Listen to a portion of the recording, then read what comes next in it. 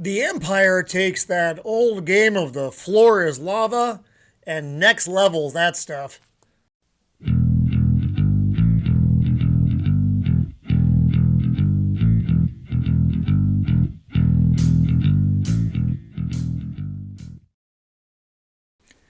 Greetings and welcome once again to Roman of the Empire. I am your host, Roman. Today we are talking about Andor Episode 8, Narkina 5. This was a really good episode. They followed up last week nicely. They didn't miss a beat. And man, this one was pretty dark. And we get to see some old faces that I honestly didn't expect to see, but I suppose I probably should have. I just wasn't really thinking about it, getting lost in the worlds that Andor was creating. Kind of forgetting, this is Rogue One. This is the Rogue One universe. So we are back in that. Last week, Kaz Andor got arrested for something he didn't do, which is ironic. And he goes to a wham-bam trial out the door because the Empire has new rules in place for sentencing and trials based on what happened because of the big heist on Andali when they stole the payroll and basically gave the Empire a black eye. So Kaz is now suffering from his own operation. So Narkina 5 is a labor planet. Now, the trial goes really fast. And then he's out the door. He's on a loading bay, gets shuffled over to a shuttle and told, you're going to Narkina 5. He's like, what's that? And it's a labor camp. And he's just off he goes, him and other people who are determined to be, can be laborers. And now you're on the shuttle. They have to take their shoes off. I mean, it's really fast moving. The shuttle gets there. It's a platform essentially in the middle of an ocean. There are other platforms like it, and this is an Empire factory. They're using prisoner labor to build their stuff.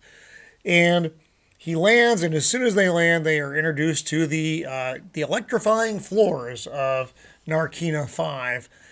That is their discipline. Level 1 is what they're introduced to, and it drops them all to the floor in writhing pain, and they're like, well, don't do anything wrong, and you don't have to feel this.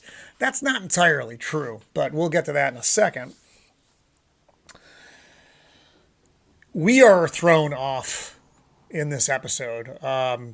The quick motion, and you feel as disoriented as Andor does. And there's a very strange chiming soundtrack in the background, which is also very unnerving.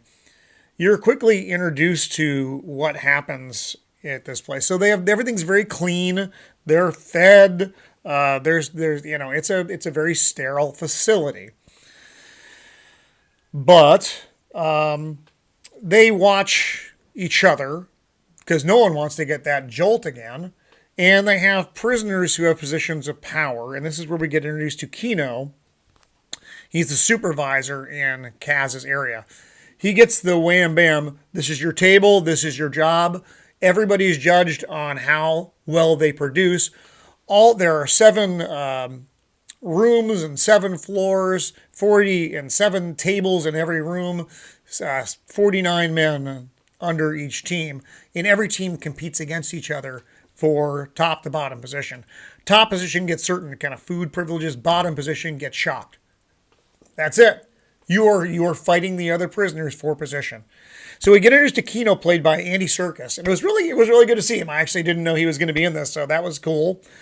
And he's the boss of this level, and you say reaching the end of his sentence, but he's been there clearly a very long time, and he has under a year to go.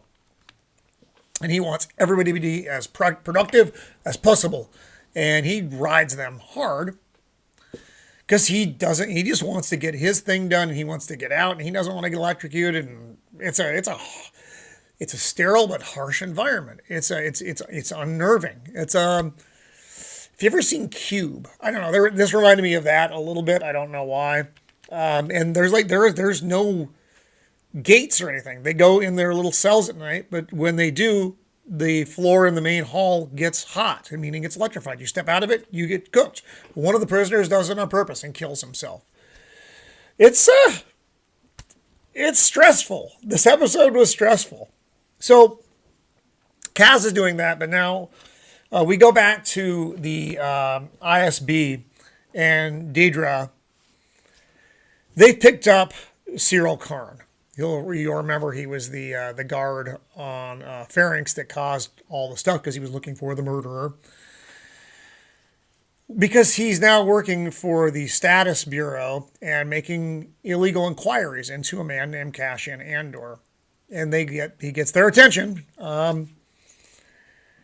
And Deidre's put together, so Cass is the contact on Pharynx who had that component that she was looking for. And she knows he was meeting with someone. That person, of course, is Luthen, but they're just calling him Axis because they don't know who he is, and he's the one who's in the middle of all this. So it's a clever name. But now she's trying to fill in some of the blanks, and she hopes Karn can do that based on the report that he was given. Because he wasn't allowed to read the report. He just had to sign it. So he doesn't know what was in it. So she's getting info from Karn to fill in the blanks. She also tells him essentially to back off, or you're going to be actually getting questioned as opposed to just getting questioned, because there's a difference. Now, Mon Mothma is still begging for money from her friend Tay Kolma.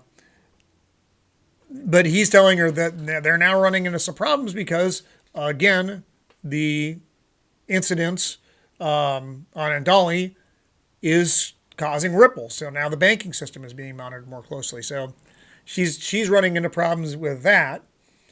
Luthen is off to Serga Milo.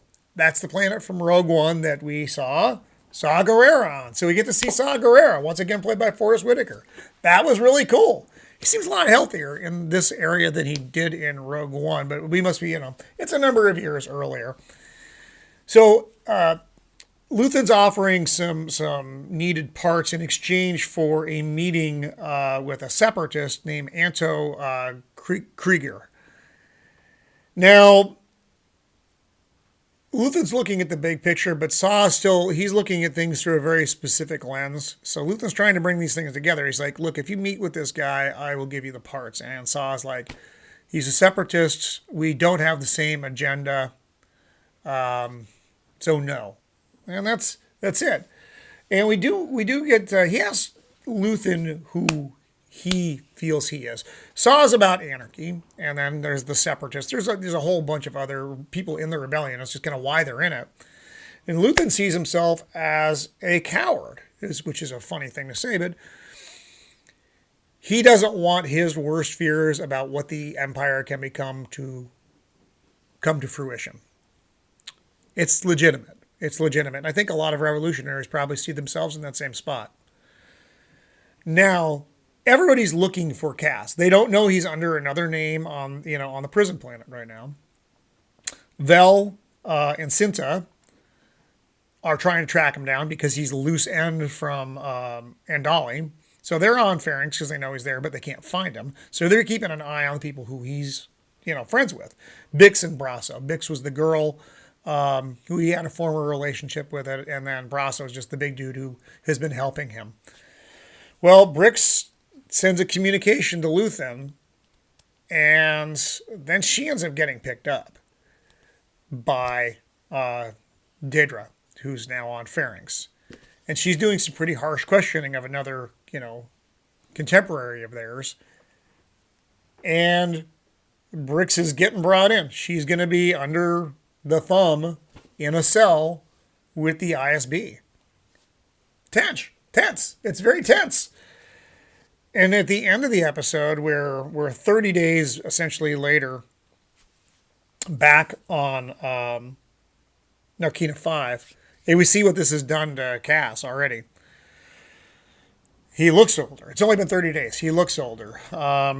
He's basically he's broken and now just trying to do his bit and keep his head down. Or at least he's giving that illusion. When he first came in, he was looking around and he noticed a lag of security during shift changes. I think that's something he's probably going to revisit. I also think that my theory that Deidre may be working for the rebellion was incorrect.